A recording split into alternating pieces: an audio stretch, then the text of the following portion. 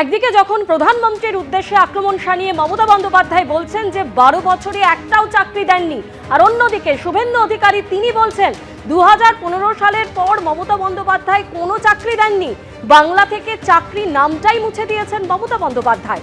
আর কি বললেন শুভেন্দু অধিকারী, শুনুন। চাকরি চাই, বিজেপি তাই।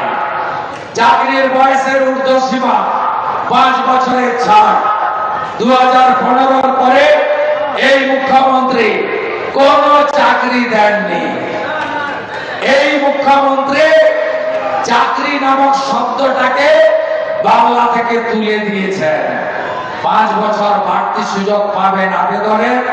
ডিসেম্বরের মধ্যে ঘুষ মুক্ত কার্বন কপিতে পরীক্ষা হবে।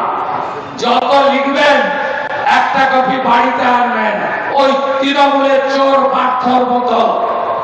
আমরা আপনাদের খাতা বদল করতে দেব না, কপি বাড়ি নিয়ে আসবেন।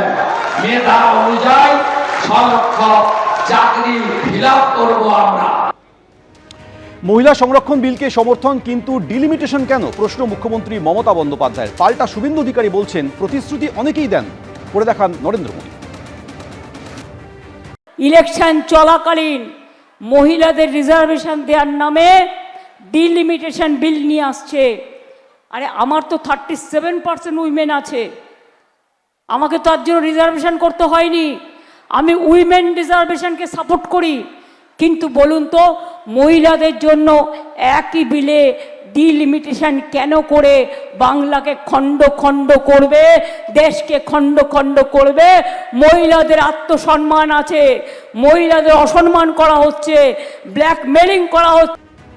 ক্ষমতায় আসার আগে 2 কোটি চাকরি দেবেন বলেছিলেন, 12 বছরে একজনেরও চাকরি হয়নি। নরেন্দ্র মোদীকে আক্রমণ করেছেন মমতা বন্দ্যোপাধ্যায়। তিনি আরো বলেন 12 বছরে 24 কোটি চাকরি দেওয়ার কথা একটাও দেননি। রেল বিক্রি, LIC বিক্রি, দেশকেই বিক্রি করে দিচ্ছেন। প্রধানমন্ত্রীকে আক্রমণ করে মমতা বন্দ্যোপাধ্যায় কি বললেন শুনুন।